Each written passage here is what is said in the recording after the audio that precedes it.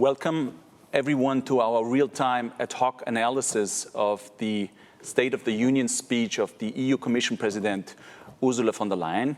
We have just listened to her speech and we're going to have a first discussion on what she has said and on the implications that her messages may have. For that purpose, we have a great lineup of people here with us, a sort of hybrid discussion panel, if I may say. In Vienna, in the House of the European Union, I want to welcome Antonella Maiportla. Hello, she's a renowned international consultant and the director of Think Austria in the Federal Chancellery of Austria. To my left-hand side, Martin Selmayr. Martin Selmayr is the head of the representative office of the European Commission in Vienna, Austria. And then in Bratislava, dober den, Alena Kucko, she's the director of the GlobeSec Policy Institute in Bratislava, Slovakia.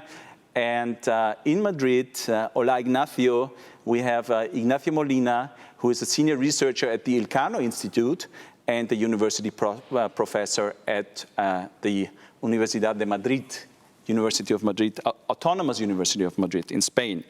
Now, without further ado, I think Ursula von der Leyen, she covered a lot of ground, Antonella Maiportla. She started out with a focus on the health implications of the health and economic crisis regarding the corona pandemic and its consequences. She talked about the climate ambition of the European Union and the importance to change our way of thinking, to protect jobs and to create new jobs and to keep people in their jobs.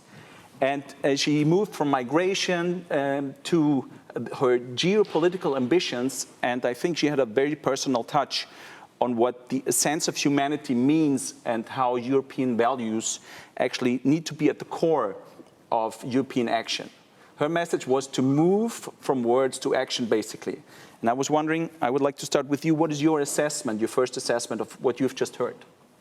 So first of all, thank you for having me here. I think it's a fantastic occasion to have the chance to talk after this very important speech. And I was really deeply impressed by the big feast that she has been serving us. You know, it was a big feast in many dimensions. First of all, what I liked a lot is that she framed it very clearly in values. She started with the power of the human mind and human invention, which is, I think, very much at the core of finding many solutions to the challenges that we face as humanity.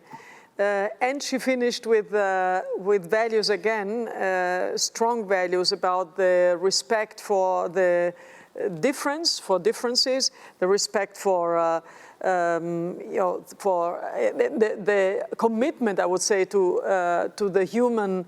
To the human feeling, to the human solidarity, and also with a very clear fight against hate speech and against discrimination. So I really like this framing of the whole thing and making sure that we really know this is the frame that keeps Europe together as a value. As a group of countries that is not just a group, but is a Schicksalsgemeinschaft, as we say, and it's a value-driven area. So I like that a lot. But I also liked that she also became more specific, I have to say, because it's easy to just to dwell in values, but then not be very specific. And she addressed a lot of the issues that we need to tackle, a lot of the gaps also that we need to tackle. And I liked also that she was a bit specific in terms of putting some clear goals. I mean, the goal of, I think the goal of 55% by 2030 of emission reduction. I think that's a very concrete and very positive signal. Of course, we need then to discuss how do we reach that? How do we achieve that, given that we have a big challenge, as you said, and I will come to that in a second about the COVID-based challenge. But I also like that she also gave us a little bit of, I would say, lighthouse projects and inspired with some things that were a little bit out of the box. I think that the European Bauhaus, I really liked. I think it's something that is uniquely European. And everyone can relate to that, probably. Yeah, we can. Of course, I can relate a lot to that, and we can relate clearly a lot to that. With this very fantastic combination of binding culture and technology in a unique way. And I also like that she address specifically the European cloud. That is something that we really need to invest on. So I think that, these are just few highlights. I mean, there are so many other highlights. Antonella Mayportler, from an Austrian perspective, what would be the most important points that she made? What do you think? Yeah, I think, I think that most of the points are all very important for Austria.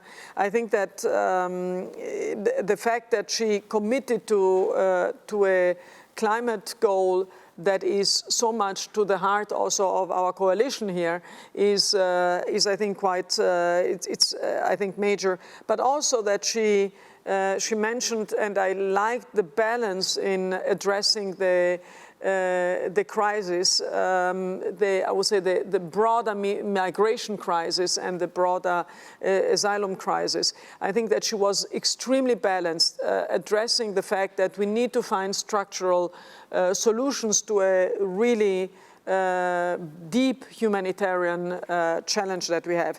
I think that that was also very much in line with our thinking here. So let me just finish by mentioning the whole topic of COVID. I think it became pretty clear that, I mean, it was mentioned at the beginning, but of course it is in the back of our mind whenever we think about how do we rebuild and build forward a Europe that is significantly more resilient, I would say also more assertive, has much more control of its future in a, as she said, in a much more fragile world. And we have been made clear about this fragility by COVID and also by the necessity to work together on tackling this. And I like that she mentioned that, and it was like one of the many, but an important red thread throughout her speech. So I think that was quite a major thing, and I think that I really fully agree with her. We have a challenge with COVID, but we have also a great chance with COVID to really building Europe in a better way. Alena, your view from Bratislava, what is your first assessment of the main messages that Ursula von der Leyen was given? Thank you very much, Paul, and thank you very much, the House of the European Union, for organizing it so closely to the speech. It's indeed a fantastic opportunity. The speech resonated very well with me, and that's probably not because I'm wearing the same color shirt as Madam President during the address, but I did find the speech very boisterous, but at the same time very contentious. Both of the things I find a very good balance. Boisterous because she did lay out some pretty strong ambition that, of course, yet to be achieved, but that's an important impulse for going forward. Contentious because she knows very well, and we all know, that not all of her ambitions will be very easy to implement. She knows that for some ambitions she will need a stronger support by the member states, and she was sometimes even a little bit provocative in trying to push member states forward. Like she knows very well there's a summit next week. Some provocations were made in terms of qualified majority voting, but also how to reach a deal on migration that we have been working for a very long time. Definitely, what also was important in her speech is her ability to capitalize on this realization in Europe that many concepts that we considered very abstract have become very real during the pandemic time. She mentioned, and this is definitely resonates very well with the public, that before, for many citizens, the value of the European Union was often rather abstract. But now, during the pandemic, we understood way too well what it means not to have a stronger cooperation at the European level. There were very difficult moments in March when the countries tried to act on their national reflex, but then the Union helped to overcome it. So people understood very well what it means not to have cooperation in healthcare measures. People understood very well what it means not to have Schengen zone, for example. So it's definitely a very good framing to moving the discussion forward. Another important message that I think she had is this, and that definitely appeals to those who want to see a stronger Europe and a more competitive Europe, is this recurrent motive of having Europe and having the change by design. Instead of trying to adapt to what somebody else is doing, Europe needs to take a stronger action domestically and try to create the conditions for the entire world to change. So this combination of two messages, I think, was very powerful. For the things that definitely were very important for Central Europe is this admittance and acknowledgement once and again that when we're talking about the transformation, be it digital or climate, some countries will have to make a bigger leap than others. And definitely in Central Europe, that's the case, both in terms of climate and digital, and these countries would need bigger support to achieve these goals. This is definitely something that appeals very much to how Central Europeans see this transition. The mentioning of the United States and that we need to restart the relations were important. Probably there were a few issues that were not elaborated in too much detail, but they concern the region specifically. Of course, that's the rule of law. We heard the confirmation of the principle, but probably still a lot of people have questions about how exactly this principle will be implemented, and that wasn't clarified too much. And probably there were also not much mentioning, I guess not at all mentioning of the issues of defense and how we're going to work on the issues in Europe. Well, she almost talked for 50 minutes, and she covered a lot of ground, and I imagine it is hard to talk about all those issues in detail. On the rule of law, she mentioned that it is not negotiable, and on the European values, she said, and I quote, that they are not for sale. And then on the geopolitical side, she also emphasized that Europe stands with the people of Belarus, that she emphasized that the pattern of how Russia is actually dealing with opposition politicians. So she did mention some of the issues which are very much or very high on the agenda. From a geopolitical perspective, how would you evaluate her messages, Alena?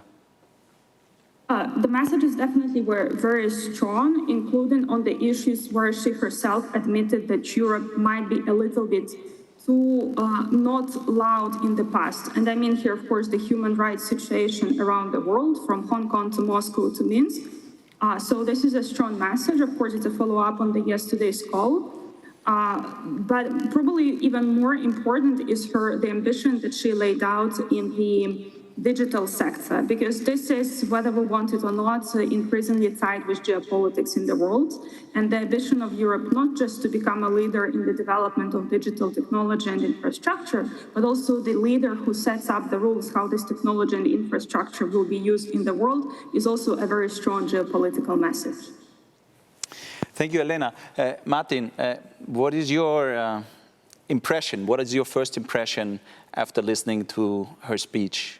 Well, I'm of course biased, because yes. I have worked on the last 4 State of the Union speeches, and therefore I first of all want to express my sympathy to all the people who worked on that and tried to get it all together today, because this is huge work, a lot of consultation with stakeholders, think tanks, parliamentarians, and I have to say, as a Commission official, I was pleased to see that our President managed to put this all together, because let's be very frank, this speech is almost an impossible speech to deliver.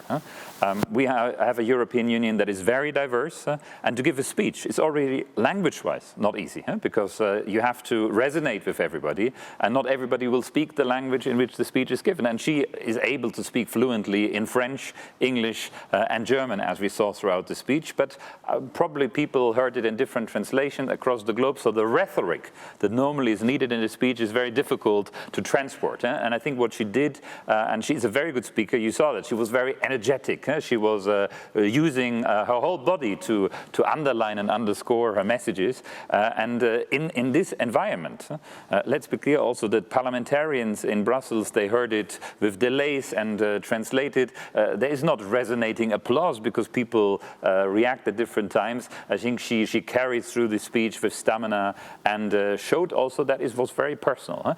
I liked, and that is probably a speechwriter speaking, the red thread. I think Antonia May-Portla mentioned there was a lot of references to, of course, the COVID crisis, but there was a theme that was, I would call it, and I think she called it like that, from fragility to vitality. I think this is a good motto for the European Union at this moment in time, because we have seen how fragile we are, not only in COVID, but in many, many other crises. Antonia May-Portla mentioned the word resilience that is needed, and I'm glad that she didn't mention 10 times resilience, because normal people don't know what resilience is, but she described it, what we need. She described the tools, a stronger digitization of the European Union, stronger broadband networks, a European BARDA. I like that very much, because we all are waiting for the vaccine, and she, Ms. von der Leyen, knows as a trained medical doctor how important it is not just to talk about the vaccine, but to organize the logistics behind. And we in Europe, we have the Commission, we have agencies, we have member states, where we need to pool all this together, and not only now, but for the years to come, because COVID-19 will not be the last crisis that we will have to weather. A very last remark, I found it also speaking as a long Commission official, it is very, very risky to speak about geopolitics and about values. And she showed the courage to address that. I can imagine how many people told her, don't mention Belarus, but she mentioned it. How many people said, oh, please be careful about Nord Stream 2, but she said, no pipeline will solve this. These are very courageous words from a politician, and therefore I'm today satisfied, but also relieved that it went well. But she also said that we have to move from words to action. Yep. So she has to deliver on what she actually said. And we will watch carefully what is going to happen over the next weeks and months and what the agenda will look like. On the other hand, she had a very personal human touch on how to present her objectives and didn't go into technocratic style listening of numbers and legal proposals and details. Now, if you compare her speech with other speeches in the past, where do you see the differences? Well, first of all, this was clearly her speech. That was very personal, and Antonella May-Portla mentioned the personal commitment she put in there on the values, the stories she told, the Lighthouse projects and the Bauhaus project. The European Bauhaus is certainly something that she personally identifies. You could see it. Her eyes were glowing when she mentioned that, and I think many people on the audiences as well. I think the difficulty is always how to, on the one hand side, be clear in rhetoric and emotional, but on the other side also to be concrete on the actions. And I think here she made a number of very concrete announcements and also gave the direction for them. For example, on migration. We all know this is an almost unsolvable policy issues, because we have very different views in Europe between different political parties, between probably every human beings. One can go here in Vienna in the evening in any kind of Schanigarten and have a very, very vivid and emotional discussion about that. All sides will be present. So I think it is, she was said very clearly that our basis for that one must be solidarity, and all member states must contribute. I think that is very important. That's an important message. But she didn't say in which way this solidarity has to happen, which I think is important as well, to leave some space for the negotiation now. She made clear we need all the elements. We need strong border protection, efficient asylum procedures. We need legal migration, cooperation with third countries, all the elements that we have. And she made a very concrete announcement that next week the legislative proposals of the Commission will come to put the saga of migration that is going on since 5 years between the Parliament, the Council, the Member State and the Commission finally to an end. And I think she found the right tone to be clear that we are with the countries in the front line. We will not leave them alone. She was very clear about that, but she also was clear that she will take the interest of all the others into account. And this inclusive approach to migration is the only way to do it. There will be a lot of controversy, of course, but I think she made sure that all the elements are there without being provocative. That's the right approach to hopefully solve in the coming months the migration saga. Ignacio Molina in Madrid, how do you view her main messages, and how are they received in Madrid from your point of view? First of all, thank you very much, Paul, and thank you very much to the representation of the European Commission in Austria for the invitation and to organize this absolutely timely event. I have thought to start by saying that this is a very difficult speech, but Martin Selmayr said it's an impossible speech. So, and by the way, I can confirm from my personal experience that I knew him working on the 2017 State of the Union address in the office of the Commission in Brussels. And this is right that it's very difficult to find the tone. No? Remember that Jean-Claude Juncker was pessimistic in 2016 and tried to be more optimistic in 2017. And now with this pandemic, it would be frivolous for her to be too optimistic, but at the same time, she has to offer hope and a vision and a project. And I think I agree with all of you, and it has been very wise to connect the fragility of humankind, to connect the challenges of humanity, climate change, democracy, the health itself, with work. And she said, well, we have a vision, we have a plan, we have the money, we have the investment, and now we have to work. So this transition from values, from challenges to a working plan is very interesting. In my point of view, the best catchy sentence to summarize the speech has been when she said, we want to change by own design, not by disaster or by dictate by others. So we Europeans have to design the future, and it's not the pandemic, it's not the COVID who has to design our plans and no others. So, and this is the connection with the Green Deal, with the digital agenda, and with geopolitics. No, it was an interesting red line that actually took us from the first sentences that she spoke to her last message, basically, how to get strength out of fragility, and how to make sure that Europe is actually in the driving seat and we're not the playing field of others. I think that was one of her main messages. But Ignacio, how do you think will the Spanish public and the Spanish media actually receive the speech, and what are the most important messages for them? Well, as all of us know, unfortunately, this is not a speech for the entire population. It's rather a speech for the capital officials and the European bubble.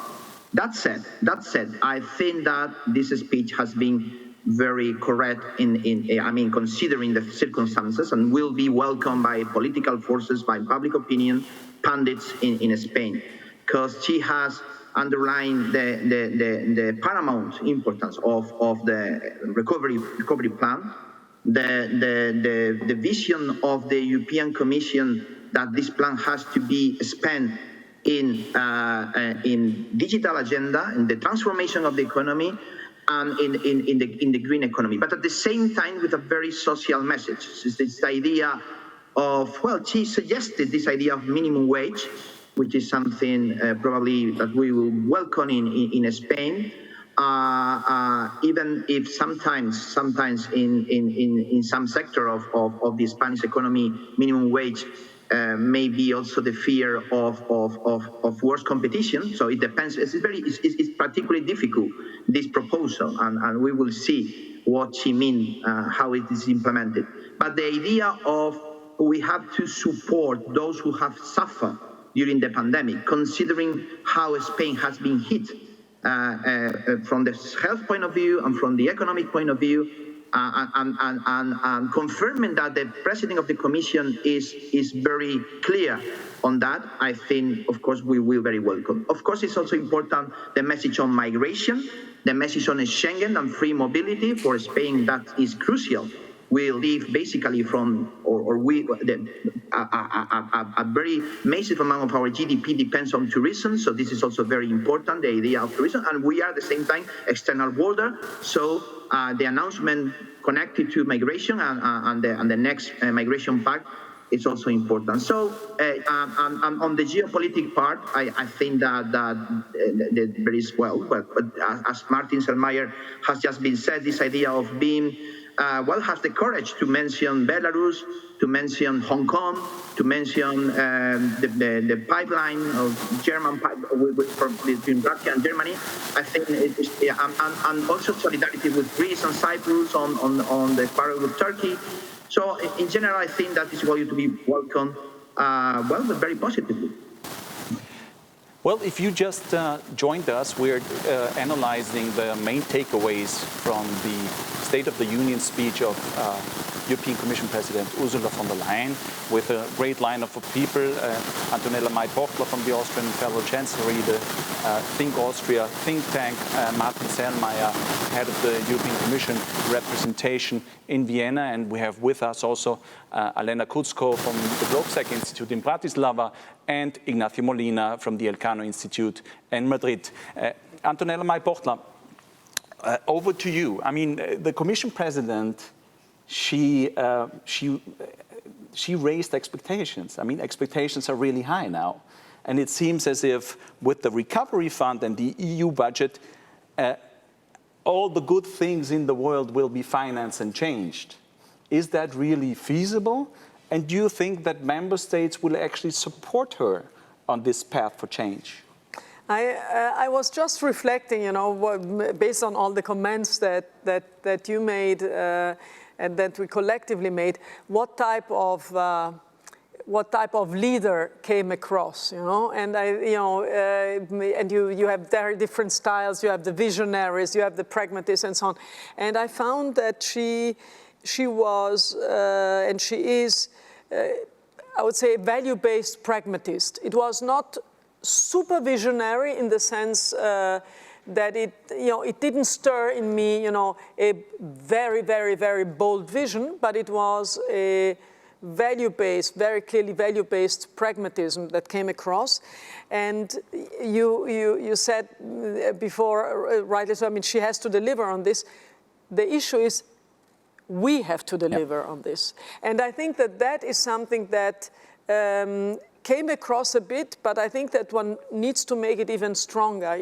We need to deliver on this, and we will only be able to deliver on this if we address a couple of issues that she had in her speech, but that we can make even perhaps more in a more pointed way. And let me point out what are these things that I think one needs to address. If we want to deliver, if we collectively want to deliver, we need to close a couple of gaps. We have a couple of gaps that we need to close, and the gaps are the growth gap, an investment gap, digitization gap, climate resilient gap. I would put that at the lowest point, and it's not because I'm totally convinced that we need to work on the climate, but because there are so many others. For her, that was one of the first points. Digitization gap and education gap. I think that we need to close these gaps, and that is, I think, a must. And in closing those gaps, we need to address, the second point, apart from closing the gaps, it's we need to accelerate the process of convergence. And I think this acceleration of the process of convergence is something that she didn't address, but I think that we need to take seriously as Europeans, because if we want to deliver on what she said, we have very different starting points, and we need to, some need to accelerate on some things, and some need to accelerate on some others. And we all agree that we are very different, and I think that is something that we need to take seriously. Then the third thing that she didn't address that much, but I think is super important, is we need to create more proximity to the people in the Europeans, in a sense, when you said that the speech, I think that Ignacio said it rightly so, the speech was done for the people in Brussels and for sort of not for the broad public. I think that's a real problem if it's not for the broad public. I think that we need to increase the proximity to people. We need to be relevant, we need to be near, and we need to be engaging, as Europe. And I'm not sure if that came across. And then, last but not least, we need to be very, very explicit. And on that, probably she was okay and pretty explicit that we need to increase our international capability to act and our international, I would say, weight overall, and our international capability also to influence. And I think that are the four things that in general we need to do, with the first having so many sub-points on closing the gaps. And yes, she addressed some of those, and she is a pragmatist, but I think that we, as in every country, we need to be very clear what are the gaps that we're working on. I think as an Austrian government in our program, I think that we address most of these gaps. We need also to deliver. We are relatively at the beginning of our delivery, let me put it this way, but we don't have much time to lose, to be able to get this process of convergence going. Alena, there's a long to-do list now on her table. The agenda is almost overwhelming. Antonella mentioned the many gaps which we have, and Ursula von der Leyen will not be able to do this on her own. She needs political ownership for this European solution-based approach in the European capitals, in the European governments. They need to stick together. She talked about cohesion. What is your view from Bratislava? Do you think that the Slovak government will actually assist her and help her and cooperate with her to fill those gaps? You're absolutely right. I think the advantage, and that goes back to what was just been said about her personality as a leader, that she has this mixture of German pragmatism and French enthusiasm. So I do think she appeals to quite a lot of people and governments all across Europe. Slovak government is not an exception. The Slovak government has already demonstrated that it is ready to work with the Commission and with Brussels on the implementation of the funds. Of course, as any other government, it has its own reservations and questions, but in general, the spirit is positive. And this also goes along with the discussion that we just had on the acceleration on how fast Europe can implement decision. Definitely, this is probably one of the positive outcomes of the COVID crisis, is that Europe discovered that it can make decisions much faster than we used to. Maybe some deliberation is lost in the way, but still this speed will be, the maintenance of the speed in decision-making and implementation of decisions will be also crucial on the way forward. Also, what is important, not just for the Slovak government, but for any other government, and that's connected to the discussion on whether it's for the people or just for the government, definitely the very fact that it's broadcasted at 9 a.m. is not an indication that it's for the public, because nobody is watching important things at 9 a.m. But definitely there is some potential to move it this way. And what she did in her speech, not necessarily openly, but she advocated for the issues that are very promising and sellable for the people. She advocated the issues that people want. And of course, it can be something from social package to the health package, but even she openly put some of the issues that not necessarily find now an uncompromising support between all member states on the agenda of the Conference of Europe. For example, when she was talking about the health competencies, she openly said, yeah, we might be disagreeing with the member states who should have the competencies, but let's ask the people what they think about it. That was, I think, a very good move. This is a very specific, concrete action that citizens are interested about, and that would give some credibility to the Conference of Europe discussion. Martin, who did Ursula von der Leyen talk to? Thank you for asking this question, and it was also raised by Ignacio and by Antonella Mai-Pochtler. I think this is the big difficulty. Think of the other state of the Union that exists in the world, the one that the US president delivers. The US president delivers the State of the Union speech, which is the model for this speech, in front of the Congress. So there is, on the one side, are the elected representatives of the people, and there is the Senate, that means the representatives of the states. And then on the audience, it's live on television. This is live on television across the United States of America. We are not bad today with having this live on television because it was here in Austria live on ORF3. But as Antonella Mai-Pochtler will confirm, probably not all Austrians were this morning at 9 o'clock on this. And we have, of course, a problem. If you look into the room, this is the European Parliament. It's only one side of the game. So they are not the heads of state and government sitting as well there, or the ministers of the member states. The council is not even fully represented in the room, which shows that our European Union is still work in progress.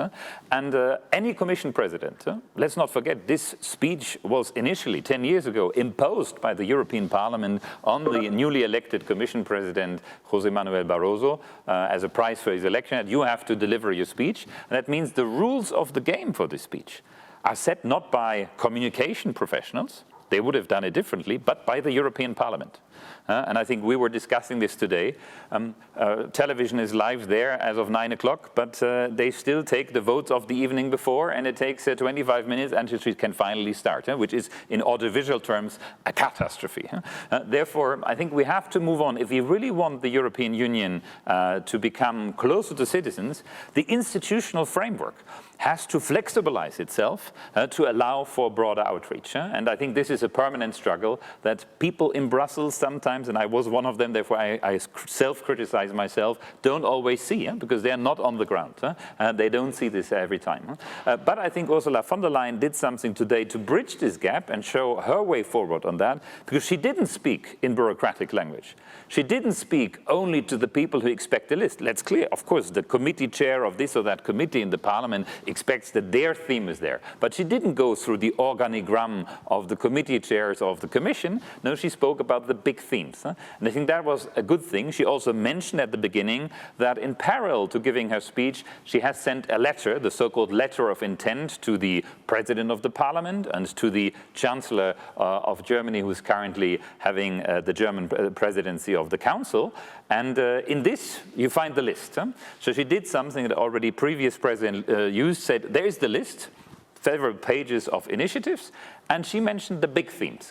And she did this in a way that I think our friend from Bratislava has mentioned, that speaks to the people. For example, when she spoke about the two fantastic Italian girls who played tennis on the rooftops during the lockdown in Italy. This is something that everybody who has seen this can relate to that.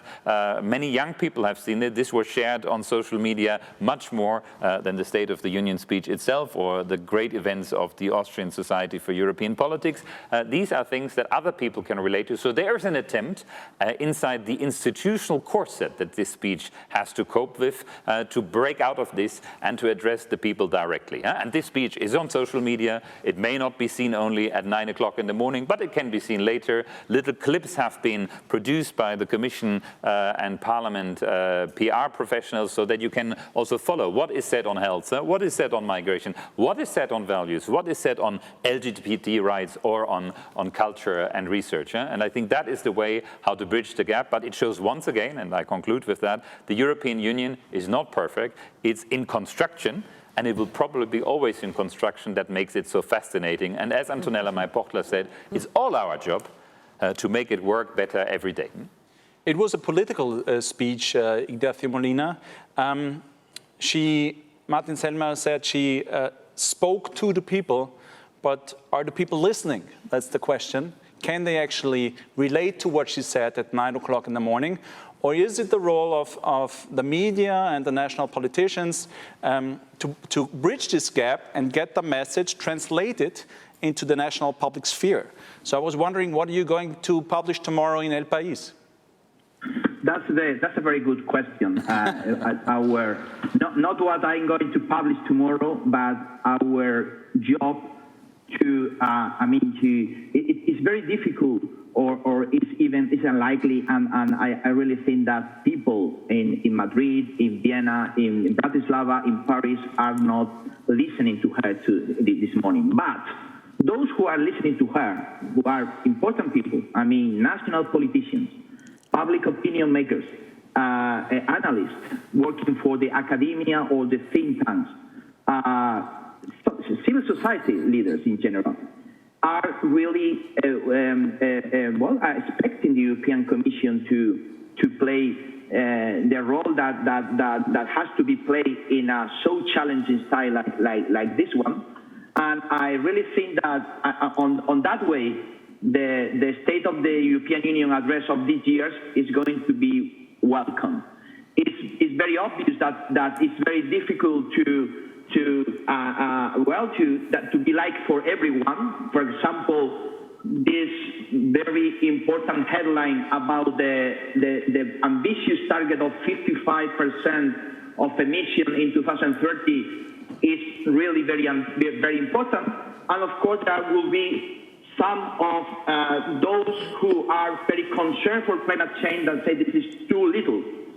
But because it's very difficult, we have to bring together 27 countries, so many ideologies, so many economic interests. But I think that she had the nuance, the balanced tone, and I really think that the assessment of this speech is going to be positive. And I really think that those analysts following European politics in the national capital, in the member states, are going to make a positive assessment of her. I really think that she covered. It's true that it was quite long, the speech, but that she covered. The main ideas. She had a political message. Was not technocratic. Was rather political. The speech. She was very clear in stressing that the priorities of the European Commission 1 year ago, digital agenda and Green Deal, are still on the table, and that the idea of geopolitical commission that 1 year ago seems to be very vacuous. Now she has been very specific about what a geopolitical commission means, and now more people in Europe understand why it's so important to have a geopolitical commission after everything what's happened in the last 3-4 months. Thank you, Ignacio. I would like to do one last round, a very quick round, and I would like to ask you, starting with Antonella, what is the main conclusion that you take with you? What is the main headline? I'm so happy not to be a journalist, because I think finding a headline is not so easy for this, And I was wondering, why is it not so easy? If you have a continuum from what I have a dream to I have a plan to I have 10 actions, she was rather between a plan and 10 actions, And I was reflecting, when there was the German reunification, this Die blühende Landschaft, this very nice picture. I wonder what the picture is that she has in mind of Europe. And the picture, if you look at the wording, and perhaps it sounds critical, but I think that there is a fundamental point of reflection there. Fragility and vitality are typical words that you would associate with a very senior society. And I wonder, if I'm a young European, what is it that I take from this speech? And I would like to think about what is it that we take for the future. What is the vision that we have? The two young Italians playing tennis, I think, is a very nice picture. It's a picture of working together as Europeans in a very value-based way. And I think that perhaps the ultimate title, is still missing. And each of us needs to put its own personal title there. And that is probably the very subtle invitation that she extended to each of us. And I think that's, it's quite, I would say, quite an intellectual and challenging request that she made to all of us. And I think that's the first thing that I take from it. The other thing that I take from it is a little bit what Martin, you have been saying, about, I think, a bit of an elephant in the room that she didn't mention actively, The institutional framework is the biggest point. If we think about the EU being under construction, I agree with you. You can have a construction plan, but I mean, the institutional framework is the real construction plan that we need to have, where we need to work on it, and it's totally clear that she cannot address it in the speech. This would go beyond, but I think we, all of us, and particularly those who are really so actively involved, need to think about how do we make this construction plan so solid that in the end, we achieve this dream that each of us has. So I think she's less a dreamer and more of a action hero. Definitely, that's what I said. She's a pragmatist. She's between I have a plan and I do 10 actions, I would say. Okay. She invites all of us to have our own dream and to create an area in the world, and also to participate in building a world that allows each individual to go after his or her own dream. And she addressed that very specifically. You can be who you are. She was very, very explicit on that. That is a very important reflection, I think. Alena, what is, in one sentence, what is your main takeaway from the speech of the Commission President? Right, it's hard to do one sentence, but I was thinking about this image that we had of Europe as the soft power Europe, which is very nice, kind, and sometimes people would call it naive. After the speech, I have an impression that Europe has guts and resolve, both in its ambition and its determination to achieve this ambition. Of course, we still have a long walk to achieve this goal and match the ambition with action, but that's the feeling I have after the speech. And another probably important point is that she managed to frame this tech and climate futuristic vision in a way that's appealing to everybody. The example that she made of the Bauhaus was particularly telling in that is she's not saying that tech and climate is just either for young enthusiasts who protest Friday for Future or for the tech geeks, for the tech people who are determined to have more technology in life, but she showed that it's for people, for designers, it's for architects, it's for culture, it's for every aspect of life that we have.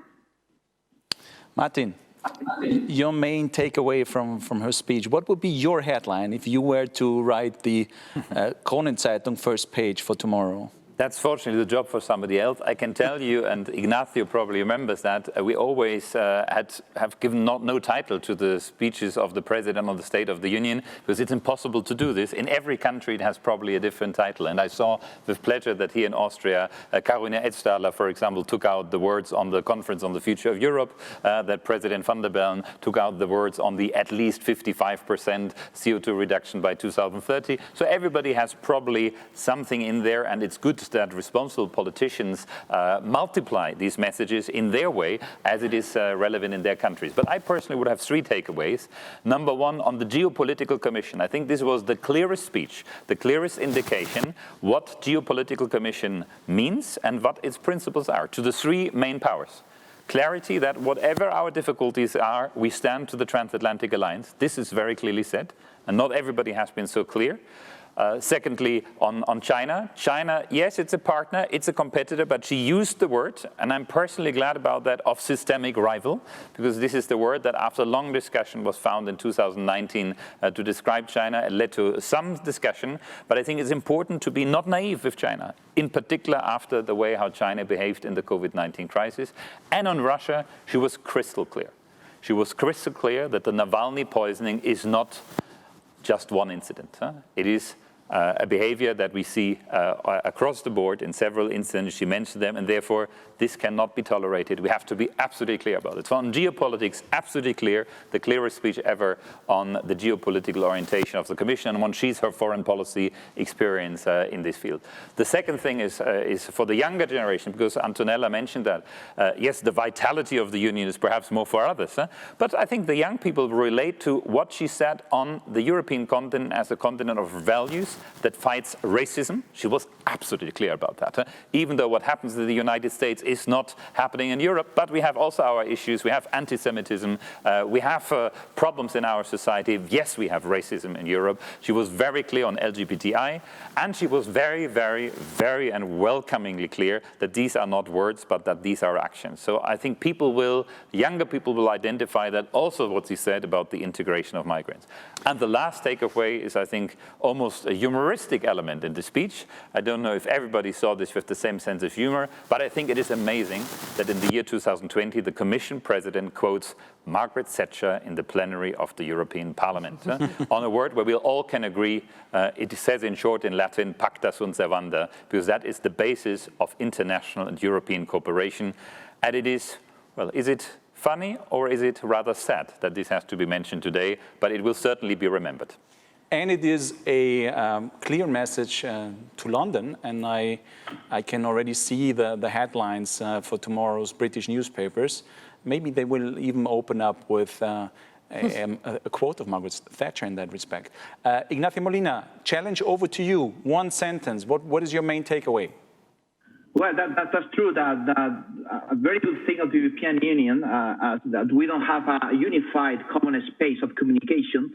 And this is a problem. But the good thing of that is that different messages for different audiences. And I agree that, for example, in Rome, the headline may be this World Summit on Health that she has announced, that in the case of Athens or Nicosia is obviously Turkey. In the case of Warsaw, Belarus. In the case of London, this very strong support to Mr. Barnier.